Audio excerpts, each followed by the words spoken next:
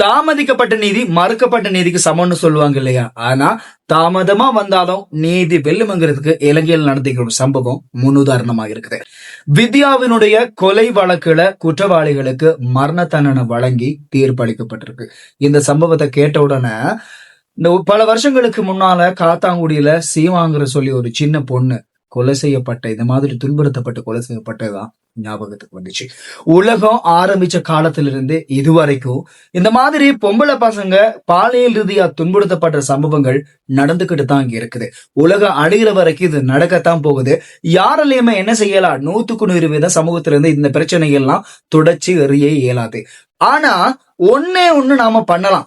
நம்ம பொம்பளை பசங்களை சின்ன வயசுல இருந்தே அவங்களுக்கு வார பிரச்சனைகளை அவங்க எதிர்கொள்ற மாதிரி தைரியமா வளர்க்கறதுக்கு நமக்கு இயலும். அப்ப அவங்களுக்கு தற்காப்புகளை எல்லாம் கத்துக் கொடுக்கணுமான்னு கேட்டீங்கன்னா நிச்சயமா கத்துக் கொடுக்கணும். ஆம்பளை பசங்க தான் வீரமானவங்க, பொம்பளைங்க வீக்கானவங்க என்ற அடிப்படையில ஆம்பளை பசங்களுக்கு தான் இந்த மாதிரி விஷயங்கள் கத்துக் கொடுறதுக்கான அதிகமான வழி நம்ம சமூகத்துல இருக்கு. பொம்பளை பசங்களுக்கு இல்லைன்னு தான் நான் நினைக்கிறேன்.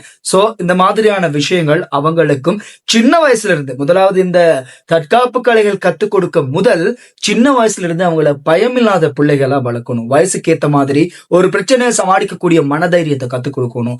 பகுத்தறிவு அதுக்கேத்த மாதிரி அவங்களுக்குரிய அறிவு ரீதியை எப்படி அதை சிந்திச்சு அந்த பிரச்சனையை சமாளிக்கணும்னு சொல்லி எல்லா விஷயங்களும் பொம்பளை பசங்களே கத்துக் கொடுக்கணும். அப்பதான் எதிர்காலத்துல நாம 24 மணி நேரம் அவங்களோட கூட இருந்துகிட்டு இருக்க முடியாது இல்லையா? அது மட்டும் இல்லாம வாழ்க்கை முழுக்க நாங்க கூட இருக்க போறதும் இல்லை. எப்படியோ நம்ம இந்த உலகத்தை விட்டு போகத்தான் போறோம். அதுக்கப்புறம் அவங்களுக்கு வார பிரச்சனையை அவங்கள தான் சமாளிக்கணும். சோ அதுக்கேத்த மாதிரி அவங்கள வளர்க்கறது தான் நம்ம முன்னால இருக்கிற ஒரு பெரிய ஒரு கடமை அப்படின்னு நினைக்கிறேன். அதோட ஆம்பளை பசங்களை வீட்டை வளர்க்குறவங்களுக்கு ஒரு முக்கியமான விஷயம் என்னன்னு சொன்னா, உங்க வீட்டுல நீங்க ஆம்பளை பசங்களை வளர்க்கும் போது செய்யற பெரிய ஒரு தப்பு என்னன்னு சொன்னா, ஒரு விஷயத்த பண்ணும்போது பொம்பளை மாதிரி பண்ணாதன்னு சொல்லி பொண்ணன்னா வீக்கான ஒரு ஆள் அப்படிங்கிற ஒரு மைண்ட் செட்டை கிரியேட் பண்ணி விட்டுறீங்க. வளர்ந்து வந்ததுக்கு அப்புறம் பொம்பளைண்டா வீக்கானங்கிற ஒரு மைண்ட் செட் அவருக்கு செட் ஆகி அதால பொண்ணுங்களுக்கு என்னவோ நாம செய்யலாம் அவன் தாங்கிக்கு வாங்கிற ஒரு எண்ணம் அவர்ல உருவாகிடு. சோ ஆம்பளை பசங்களா இருந்தாலும் பொம்பளை பசங்களா இருந்தாலும் நாங்க வளர்க்கிற வளர்ப்புலதான் இருக்கு. ஆனா இங்க சொல்ல வந்த முக்கியமான விஷயம் என்னன்னா, பொண்ணுங்களை நாம சின்ன வயசுல இருந்து தைரியமா எந்த பிரச்சனை வந்தாலும் சமாளிக்க கூடிய மனதைரியமும் உடல் பலமும் பகுத்தறிவும் உள்ள பசங்களா பொண்ணுங்களை நாம வளர்த்து விட்டோம் அப்படின்னு சொன்னா இந்த சமூகத்துல என்ன பிரச்சனை வந்தாலும் அவங்கள பாதுகாத்து கொள்வாங்க. திரும்பியும் சொல்றேன், உலகம் அழிகிற வரைக்கும் பொண்ணுங்களுக்கு இந்த மாதிரி தப்புகள் பிரச்சனைகள் நடக்கிறத யாராலையுமே தடுக்க முடியும். 1000 காரணம் சொல்லலாம். உடுப்பு பிரச்சனை, பாக்குற பார்வை பிரச்சனைன்னு 1000 காரணம் சொல்லலாம். ஆனா இதெல்லாம் நிப்பாட்ட முடியாது.